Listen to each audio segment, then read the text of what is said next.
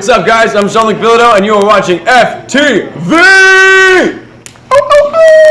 Good morning, Foothill. Today is February 21st, 2017. I'm Cassie Chang. And I'm Erin Tran. And I'm Sean Garcia, your sports taker for the day. And on today's show, we will predict what films will take home the Oscar this weekend. You'll also see a quick look at a segment about the history of presidents. And later in the show, Michael Yount will talk with Anna Jensen on the couch.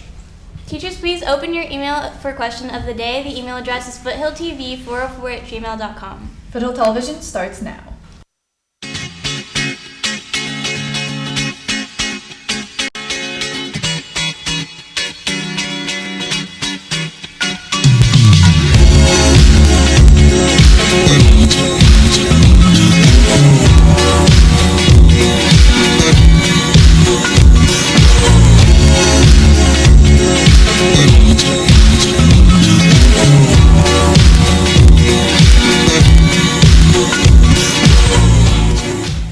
The show today with some breaking news. 3 people in North Hollywood were injured in a hit and run that involved 6 vehicles.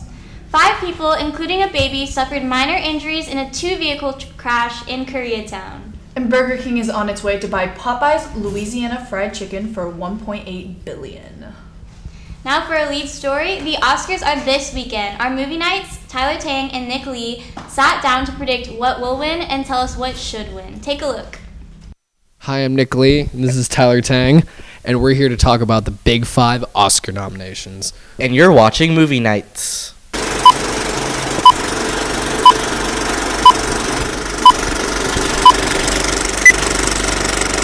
Alright, well, I think that I want Moonlight to win. I think that would be... Moonlight totally deserves it, yeah. Just because when I watched, I left the theater shook. Yeah, I would personally want Moonlight to win, but I think La La Land has the most chance of winning the Oscar right now. Just because it's a musical. I mean, musicals tend to sweep. The fact that it's totally the type of movie that the Academy wants every year. Like, it's a movie about movies, about the movie industry. And especially because it's, not a period piece, but, it takes nods to... It's very nostalgic. Yeah, and I think that will resonate with a lot of Oscar voters. So yeah. See, Best Director, I think Damien Chazelle is going to win just because La La Land's going to win. La La Land is going to sweep everything. La La Land is I just totally think that Damien Chazelle is probably going to win. Yeah.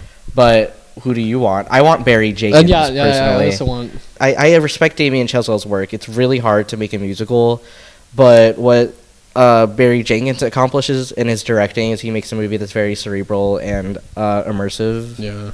Personally, I feel like Emma Stone is going to win because she's been getting every other award. The SAGs are such a significant portion of the Oscar voters. True, yeah. So if Emma Stone won the SAG, I feel like she's going to win Best Actress because of that. Amy Adams did not get nominated, which I feel like is such a mistake. I felt that was a mistake. Yeah, because I feel like Amy Adams really held Arrival together. That was probably one of her strongest performances. See, I put Casey Affleck just because he won the Golden Globe, and It's really likely that he's gonna win the he's gonna win the Oscar because he's won all the other awards. So it makes sense to me that Casey Affleck's gonna win. Yeah. But personally, I feel Andrew Garfield should win. It's a weird choice, but Hacksaw Ridge wasn't even one of my favorite movies, but his performance in that is so good. Right. Who do you think is gonna win Best Original Screenplay? Let's see. I think La La Land's gonna win just because it won the Golden Globe, and right. I mean, it's one of the big 5, so obviously La La Land's just gonna be all right, I'm just gonna pick up my trophies, But personally, I feel like The Lobster should get this. But The Lobster is just so weird, and it's so... Yeah. I mean, even though I didn't... I mean, it's not like I hated it. I thought it was an okay movie, but it's definitely out of the... It's the nominees. It's the weirdest. It's the most original. It's the most original. So those are our Oscar predictions for the huge major categories. We're going to be doing a full list of Oscar nomination predictions on the Night Talks podcast, which I host with Parker Crandall, who's not here right now. But come listen, and Nick Lee is going to be our guest star on that episode. So yeah, come check it out. It's going to be on SoundCloud, and I will link in the description of this video. All right. So yeah. I'm Nick Lee. I'm Tyler Tang, and we're signing off for FTV. Now for question of the day. Who was in the sitcom Full House and hosted America's Funniest Home Videos? And President's Day is now over, but do you know the history behind it? Reporter Kostadina Belna and cinematographer Nathan Simeon will discuss the history of the holiday. Hey Knights, I'm Kostadina Buelna, and today I'm going to be telling you guys about the history of President's Day. President's Day is an American holiday celebrated on the third Monday in February. The story of President's Day date begins in 1800. Following President George Washington's death in 1799, his February 22nd birthday became a perennial day of remembrance. At the time, Washington was venerated as the most important figure in American history, and events like the 1832 centennial of his birth and the start of construction of the Washington Monument in 1848 were cause for national celebration. While Washington's birthday was an unofficial observance for most of the 1800s, it was not until the late 1870s that it became a federal holiday.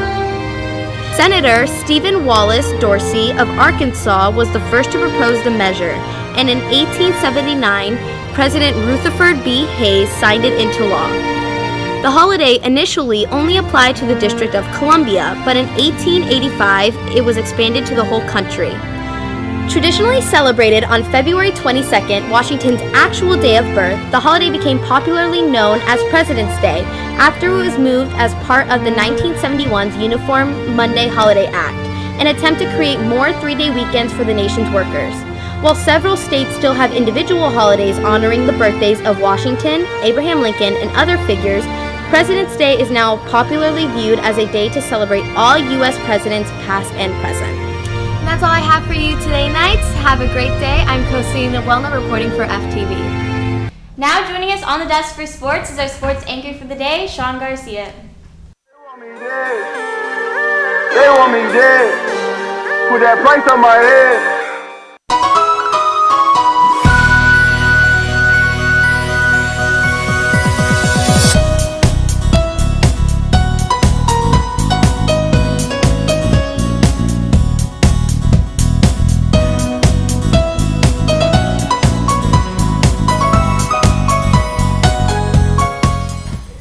Foothill sports scores for the day are: girls varsity soccer lost to Troy High School 0.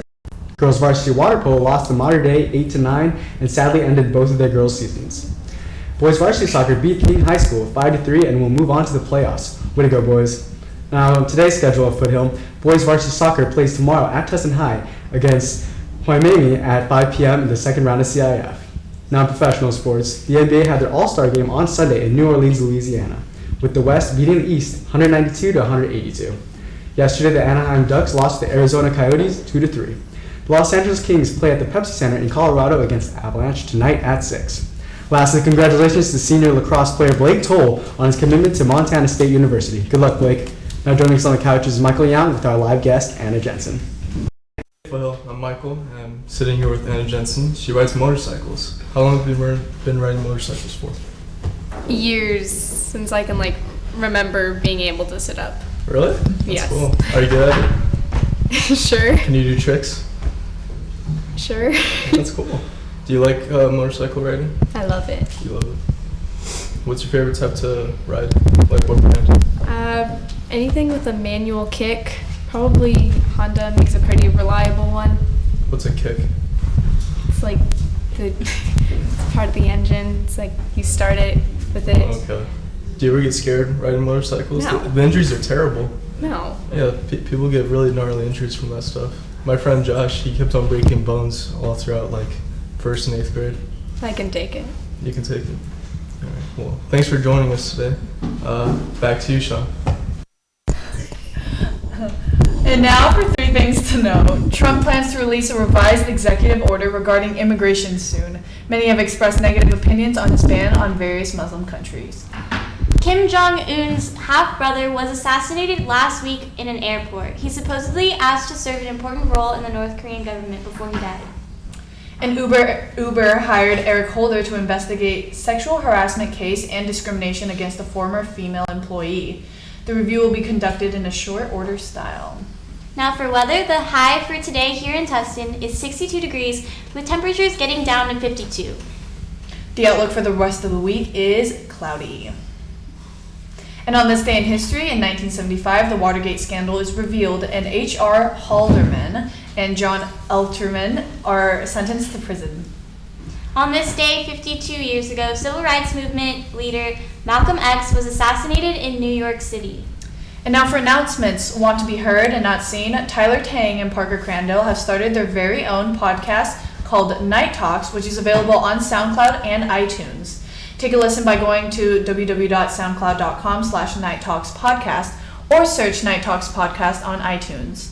If you would like to be a guest on their show, email nighttalkspodcast@gmail.com with a little introduction to yourself and a topic that you would like to talk about. And calling all actors and actresses, Nick Lee, the writer of the short film called You Will Be Alright, is looking for an actress and actor. So if you're interested in this role, please stop by room 404, this room, during lunch today and tomorrow for more information. The CSF membership drive ends today, so turn in your applications at the gym foyer at lunch. Applications are available at the front office, counseling office, student store, and in Mrs. Ivory's room 508. See Mrs. Ivory for questions in room 508 if you have any, and this is a reminder that new and returning CSF members must apply every semester. And it's You Matter Week. Candygrams are being sold for $1 in the quad at break and lunch this week. Send one to a friend to show them they matter. Roses are being sold by the senior gate before school and in the quad at break and at lunch tomorrow. Buy a rose for someone you love. Interested in joining ASB? If the answer is yes, please attend the mandatory elections meeting today in the ASB room 401 at lunch. See you there. And got fundraisers? We do. Show your team spirit by joining for a fundraiser to support FHS girls softball. Today through Thursday, February 23rd, grab the flyer from the FHS website and head over to Wise Guys Pizzeria. Can't get enough of Wise Guys Pizza? We've got you covered. Support the FHS Golf at Wise Guys Pizzeria February 26th through March 2nd.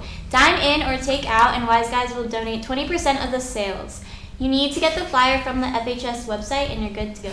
Wednesday, March 1st is the 3rd annual Instrumental Music Barbecue Fundraiser. The event starts with a tasty barbecue dinner and performance by the jazz band at 5:30. Following dinner, there will be performances by orchestra, color guard, and concert band. Join us for a fun evening celebrating a good cause. Tickets are available from any instrumental music member or Mr. Thomas in room 407. And if that's not enough, we're kicking off our FHS track season with a fundraiser at Don Jose's Mexican Cafe all day, March 1st, 11 a.m. through 10 p.m. Don Jose's will donate 20% of the total check, including beverages, to the track team. Don't forget to bring the flyer. Go to the FHS website under current events, click on fundraising events, and print out or download the flyer. An AP exam registration continues through March 3rd. You must register online and go to the FHS website for more information. Still have questions? See Mr. DeErico in the front office or Miss Biller in room 509. Did you hear that annoying song during passing period? Well, that song will be played all week to remind you that this is your last week to bring your extra change for pennies for patients. Anything helps. And the winner for the question of the day is... Or just kidding. The answer to the question of the day is Bob Saget. And the winner is Mr. Goldman. Woo! And Mr. Hirschberger finished second and Mr. Davis finished third. The standings this month are the following. Mr. Davis is still in first with 8 points. Mr. Goldman is 1 point behind with 7 points. Mr. Paul, Miss Spangler, Mr. Hirschberger, and Miss Phillips are all tied with 5 points. It'll be a close finish that finishes on March 3rd. Good luck, everyone. And happy birthday over the weekend to seniors Alicia McKenzie, Skylar Sheeks, Caitlin Val, Diana Soda, Brendel Hicks, Ivan Escusa, David Gonzalez Gamboa, and happy birthday today to Pamela Vega and Jan Rees. Don't forget to check out FTV on our Instagram, Twitter, and Facebook accounts. Thank you for watching the show today. I'm Erin Tran. And I'm Cassie Chang. Have a Tasmanian Tuesday, Foothill.